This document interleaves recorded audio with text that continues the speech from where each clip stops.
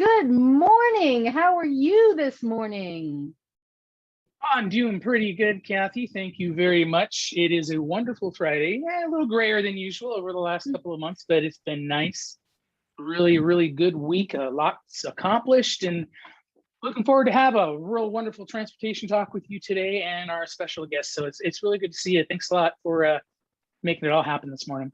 Yes, we've got a very special guest. We're welcoming back Rick Hudson from Cannon Beach. He's the emergency manager there. And Morning. last time we had such a good conversation. We really wanted to do it again, especially since September is National Preparedness Month. Welcome, Rick. Thank you. Good morning. Thank you very much. And it's a real pleasure to be here and an honor to be with you guys today. And we are talking about National Preparedness Month. And in my position that I'm in, it's always Preparedness Month for me. So it's a chance for me to remind everybody of, hey, we talk about this once a month, but really when we talk about preparedness, it really is the small stuff. So yeah, what I'd like to start with is to realize that the most important thing to be prepared in any situation that you're into is you have to think about it ahead of time, and you have to make the problem small. All of these problems that we are faced with, whether they're earthquakes or tsunamis or hurricane events or major severe weather events, all of those things seem really big. And they are. They happen globally, they happen regionally, and they affect us. And so you can't really get your head wrapped around it. And the most important thing you need to do as an individual, whether you're a youngster or someone who's older in life, is you need to really look at your habits. What are your habits? And how do you consider these events, and do you keep them small enough for you to understand what you can do to be proactive and what's your role in that? And so one thing we all have to realize too is people are really smart. They are. And you may not always consider that, because when you have an emergency, emergencies are messy and they're kind of shocking. They catch you off guard and they freeze you. And human beings are natural. They have to process information in and out.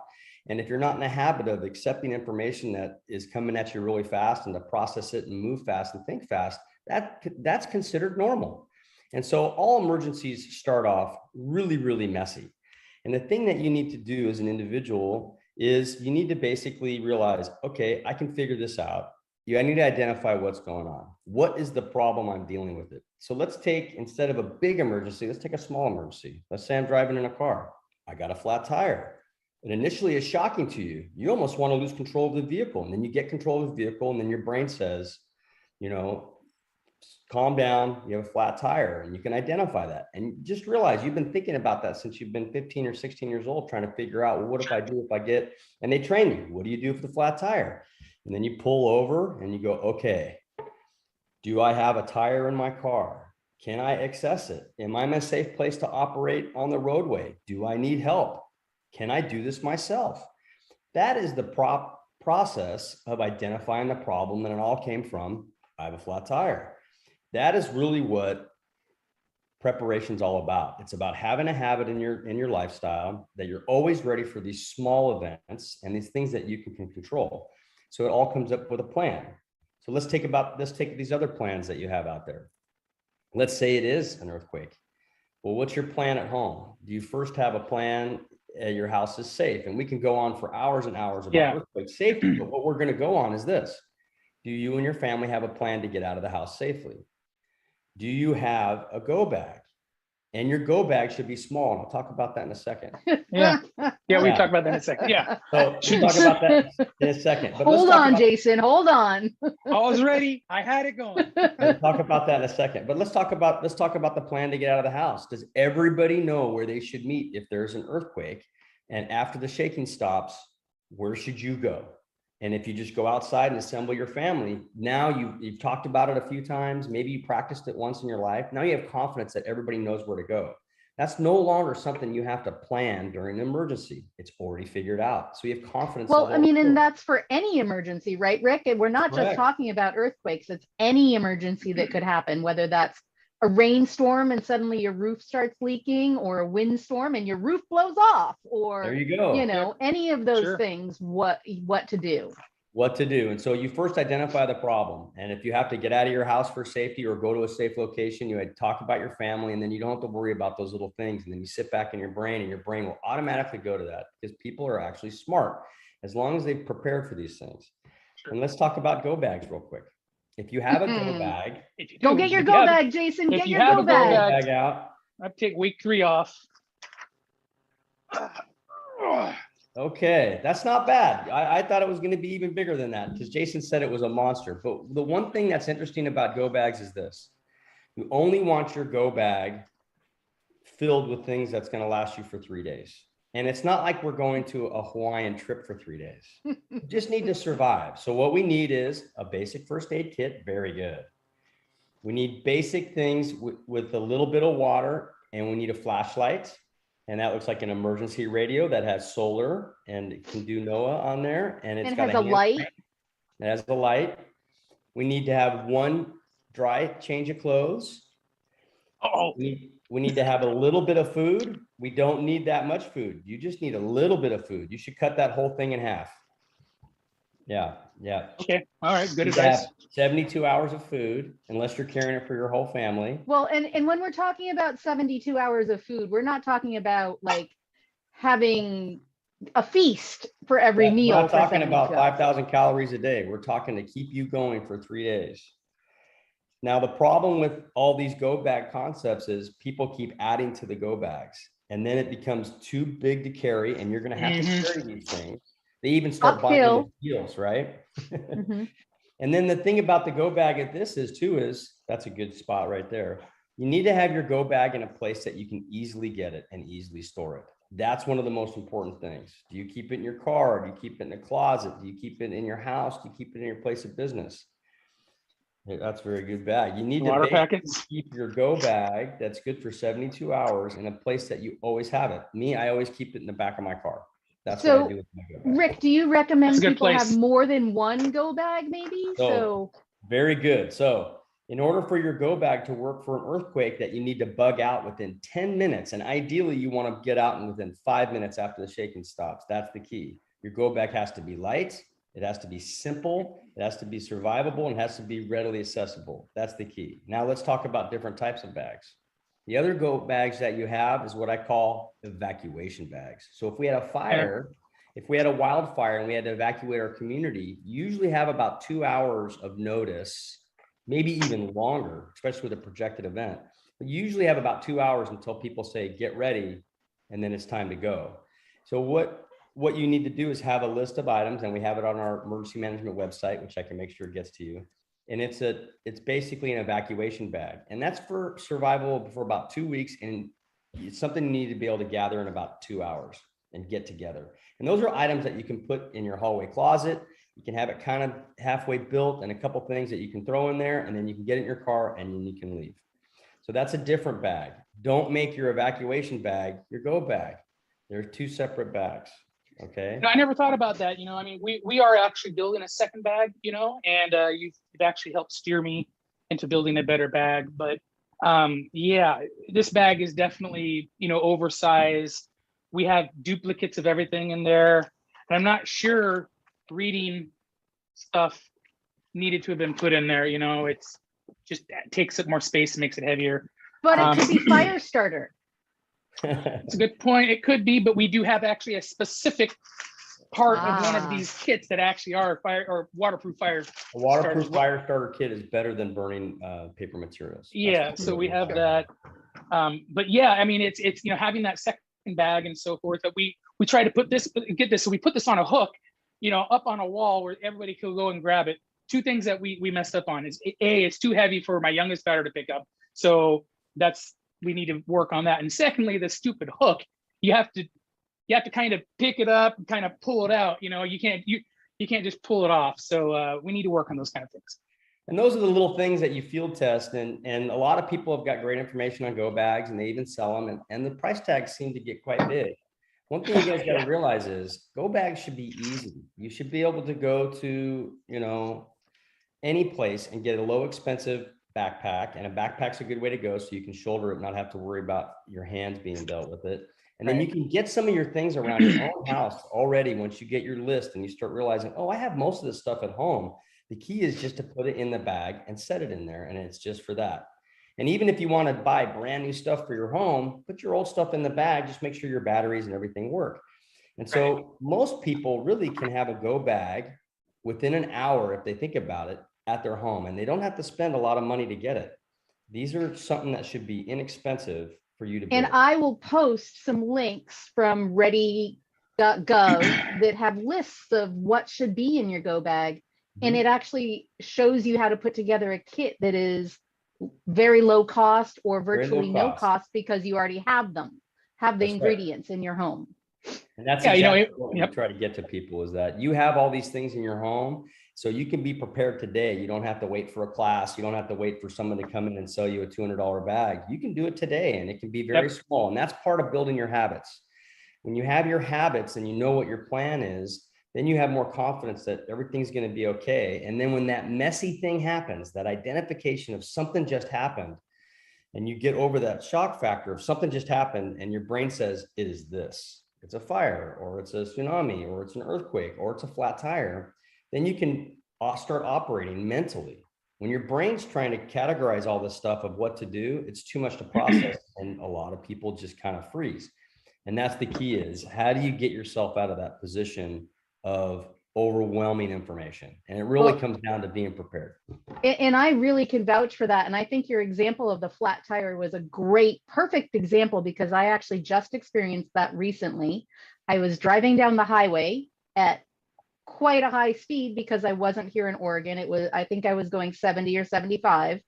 And suddenly I heard a pop and then some other noises. And I realized, uh-oh, I just blew a tire. And so my first reaction was to grab the steering wheel really tight and be like, oh no, what do I do? And then I took a deep breath and I went, you get off the highway.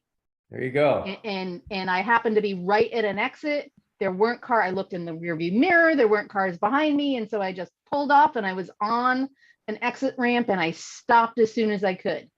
Took a couple deep breaths, got on the phone, made sure some people knew where I was, took some pictures of where I was. And then I started looking at my resources. I got out of the car and looked at the tire, no traffic. Yes, indeed, I blew a tire. No, I can't get to my donut because my car is packed too tight. I have too much stuff in my car. It's too heavy to think that I can get anywhere on my donut, even if I were to unpack everything. And so I called AAA and I got on the phone to try and see, what my resources were. And so, yes, so exactly what you said happened. I had a moment of panic, and then I just, was like, all right, I can handle this. And so exactly, you just prepared. So I wasn't worried and I wasn't scared. And those are the little things that your example, and we didn't plan this, everybody, by the way. My flat tire example and your life experience is not planned. And a lot of things are like this. And so when you guys get to these situations, you have to realize human beings they are really smart animals, as long as they can start thinking clearly. And it really comes down to, are you prepared at all?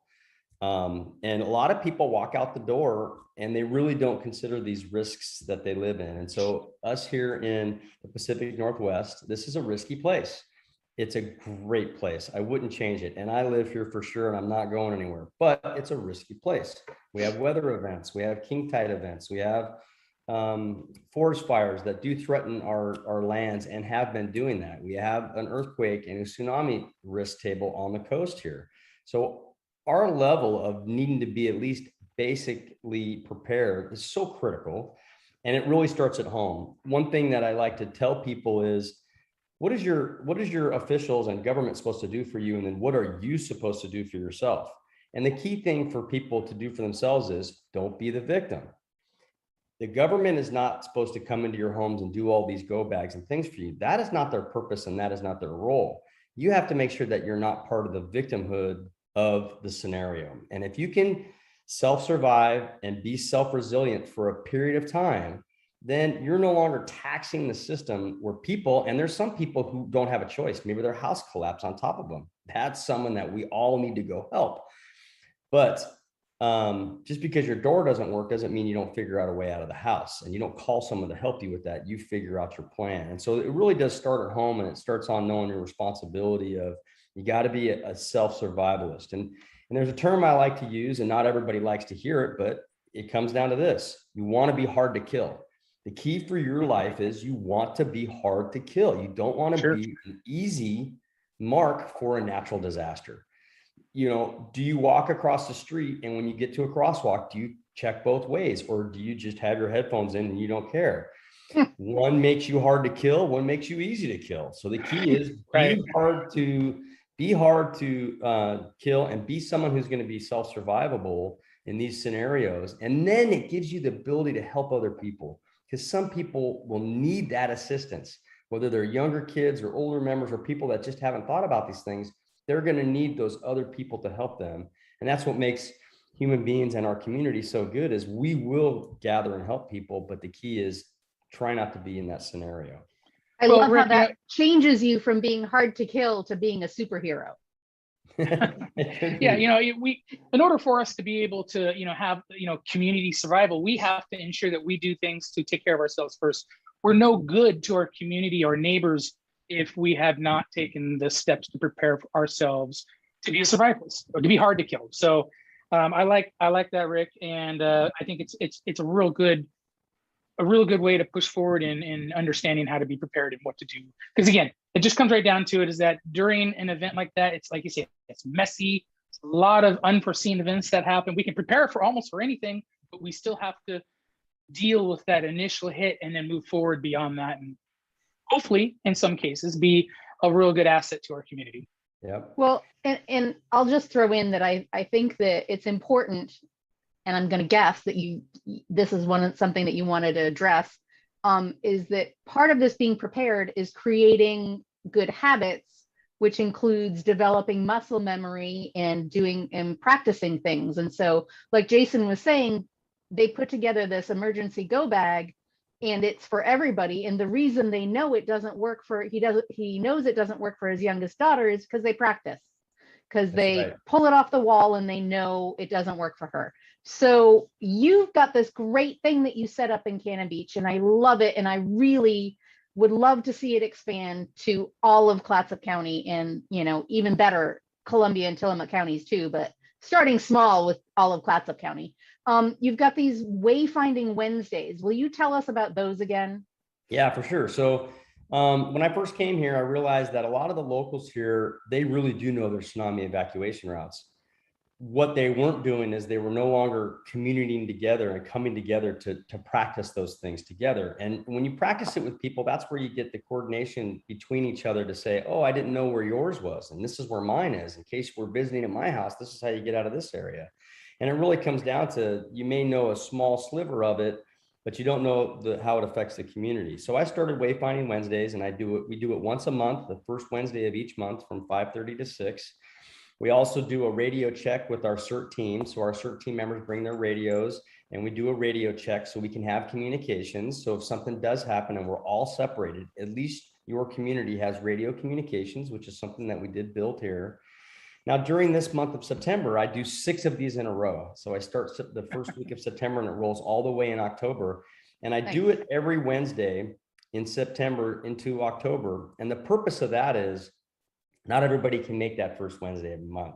So we try to schedule it so they can be there. What I also have been sending out is we go to different locations and we rally so we can see different parts of the city, so we all can group up there and walk these tsunami areas. And then we do some of the weeks that we do it independently. And I've set that schedule out there. What I've also been doing on Wayfinding Wednesdays is taking the opportunity to where I send out to the community an emergency operation guideline.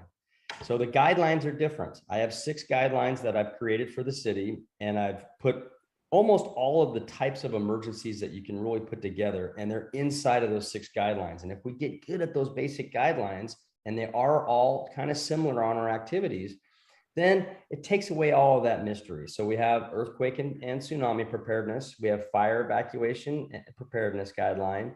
We have a severe weather guideline. We have a landslide guideline. We have a terrorist attack guideline, and we have flooding.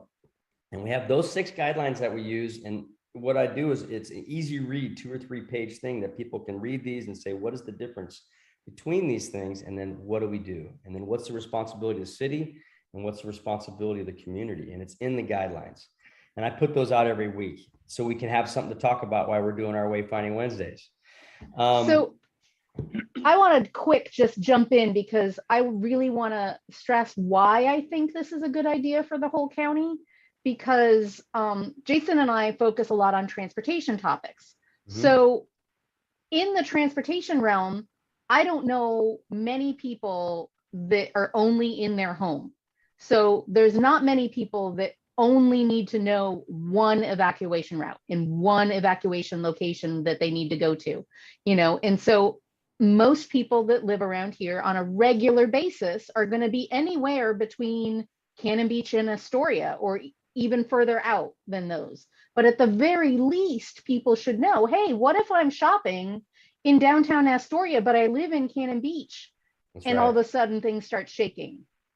You're like, well, I know where to go in Cannon Beach, but I have no idea if I'm in Astoria where to go. And so to get this to catch on all throughout the county, I think would really be good for our whole community. So that's my 2 cents worth in there.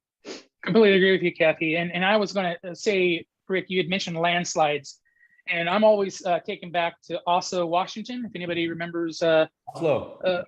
yeah, Oso, yeah, and the landslide that happened there. It's just such an amazing, thing. It's so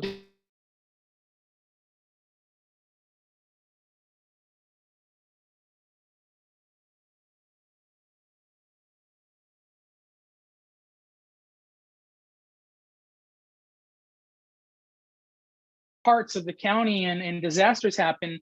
Does coming to an event like what you have, or maybe hopefully one day if it becomes a more of a county-wide event, I mean, those things will help people learn how to, it's not shelter in place necessarily, but it's kind of similar, right? It's like, what do you do in that particular area, right?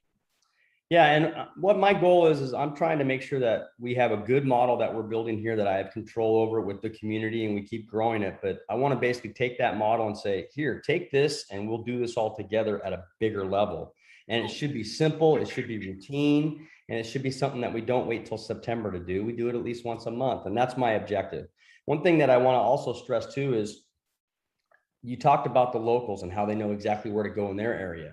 My goal is for them to be ambassadors whenever there's an incident and they're having to maybe go to their own assembly site, that they are not quiet about it. They need to be ambassadors to bring people together, raise their hands and say, follow us up here. We know where to go. And that's the key, is that the people that are locals, they need to be reminded of how important they are to the community, because they have the best plan for their footprint. And other people are going to be looking for directions, and they can easily help by just being visible and just say, over here, the tsunami area is over here. This is the best path, and this is the safest location. And that's really what we want to stress out in these events, is the locals, and we go to everybody's neighborhood, mostly so we can basically stress to them, you guys are going to be the ones that are going to make the difference. So I know way back when the CERT team started practicing in Cannon Beach, they used to have umbrellas that said, follow me. We still have that. Awesome. Oh, nice. Yeah. Yeah. So we do have orange umbrellas, which I can send you guys in a link so you can see it. We have big orange umbrellas, and everybody, the best part about not being from the Pacific Northwest and coming to the Pacific Northwest is what everybody thinks of umbrellas. They think it's, you got an umbrella, you're not from around here. Well, It's not for the rain. It is basically for a message. So when I take this bright orange umbrella and I shoot it up in the air and I hold it above my head and it says, follow me, it's an eye catcher. So people who don't know what's going on around you, they're going to see this big umbrella and they're going to be all, that person's got a plan. And they're going to walk over to it, especially says follow me on it. That's why I said, no doubt. Right. Well, I mean, and even just the fact that somebody's raising an umbrella all of a sudden is going to get a lot of attention. So, and at night when we're doing this, let's say this event happens at night, we take our flashlights and we put them underneath the umbrella on the stick, and it illuminates the orange umbrella that's floating in the sky now. People are all, what is that? So it's a quick real-time training event we have so many people that come to the coast to enjoy this beautiful place, but how do we give them real-time immediate training? And it really has to come down to being an ambassador. And we use that as a tool for our locals to help our visitors get to a safe location quickly. I love it. I love it. Absolutely. Yeah, you know, in the you know, travel training world, of which, you know, that's where I come from. You know, we train individuals how to ride our bus and how to do it safely and how to do it to be ultimately ambassadors themselves. You know, we find that most of the individuals that we train that go on to ride the bus on a regular basis end up conversing with other people and convincing other people to ride the bus and training them how to ride the bus to a point to where maybe I'm not even needed, I don't know, to train people how to do that. But I do think that it is a very important aspect that you bring up, and is having the locals show people or lead the way and so forth, because I definitely see it in travel training, and I can just imagine it in an event that's happening that is unfortunate, but you do have your local community helping those who are not used to this get to safe locations. So, and the umbrella idea, I love it. It sounds really cool. I mean, it's not quite the get there slogan, you know. I run around with an umbrella with saying go that way might not be the best way to go, but I love the follow me. That's really cool. What I love about this is that it just really brings to mind that wherever you are and whatever you're doing, whatever vehicle or feet or bicycle that you're on, that all of us need to know where to go. You know, if you're riding on a bus and the earthquake happens, or, you know, there's a big storm and the roads are flooded, how do you get out of there? Where do you go? And who do you look to ask those questions is all part of being prepared and planning ahead. And so, you know, people will ask maybe, well, why are you guys talking about this? Well, because it's important for everybody at all times to know, you know, what to do in an emergency. And so emergencies take all different forms. Yeah. Yeah. And I'm going to hold up my follow me umbrella right now. Oh, there we go. Look at that. Perfect. Bus umbrella right here. Okay. Nice. So this is what we use to hold above our heads here and assist our community with right now training. And the one thing that you just mentioned about someone on the bus, what makes a really safe community and a resilient community is that friendly part of it. Like I'm willing to help you at any given moment and let my guard down and tell you my name and introduce myself and help you. And there's a lot of people that are doing that. And as soon as people who are visiting realize that you go there, you go ask someone for help, they'll help you. They feel so much more comfortable about coming into your community, so much more, whether you're getting on the bus. And if I have a problem, I'll go just ask the people on the bus, they'll help me. I remember a couple of weeks ago, we were talking in one of our meetings about how you were getting information that people said that some of the bus stations didn't feel safe. How important was that word safe at a bus station? It's critical that people feel safe in these environments that we're in. Indeed. So me being silly, holding up my orange umbrella inside my house, I don't have a problem with it. Why? If we can keep safe and keep, you know, people approaching us, we'll be happy to help you here when you're out here on the coast visiting. I need to get me one of those. Okay. I'm going to put it in my bag. All right. I get you one. I'll put it in the backpack. Yes, put it in the backpack. You know, Jason and I are going to come down and join you for a Wayfinding Wednesday sometime. We're going to do it. Hey, yes. I'll send it to you next. I'm sending out some information Monday, and next Wednesday we're meeting at Les Shirley Park. We're going to talk about fire behavior and an evacuation 2-week bag, and then we're going to do our Wayfinding Wednesday. You guys can be there, and I'll give you your umbrellas that day. Perfect. That's awesome. We might have to film it for use later. That sounds great. That sounds great. All right. Well, I don't know how we did it again, but our time, we're almost at the end of our show. And I just want to make sure that everybody gets an opportunity to say a last few important words. I know, for me, I'm not going to be the last speaker so much with the message because I just started it. Just going to say, everybody keep each other safe, keep those masks on, keep your elk's distance apart. And right now is especially important to stay far away from those elk. Don't get anywhere near them. Because now is not the time. Now is not the time. That's not the time. So anyway, Rick, you got any final words? The thing I'd like to leave with everybody is be friendly. The community is worth it. Okay. But also be resilient, be hard to kill, have a plan, have confidence in your plan. Everybody gets better around you when you have a plan and you can think. And in order to do that, you got to have a little bit forward momentum of, if this happens, this is what we're going to do, just like that blown tire. So thank you guys for having me on. I really enjoyed being here. And whenever I can do it, I'll come back again. Awesome. And we'll definitely see you on a Wednesday. Jason. Thank you, Kathy. Thank you, Rick. Man, it has been an amazing time as usual. Time flies by too quickly. We look forward to seeing you down the road at some point and everything. Thank you for all that you do. When you come on here, it is a highlight for both of us. It's a highlight for my daughter. I know she's going to love to watch this on replay a little later. So thank you for bringing this word out. Kathy, yeah, have a great week. I'm telling you, we got a lot weekend, actually. We got a lot to do this weekend, and I've got to put my go bag back together and take Rick's suggestions there and start on a second bag. Oh, there we go. We got a good weekend to work on that. So, and if you have questions, just throw them in those comments and we'll get back to you. And if they're for Rick, we'll make sure he gets them so he can get back to you. Everybody have a great weekend. We'll see you next week. Bye. Take care, everybody. Bye-bye.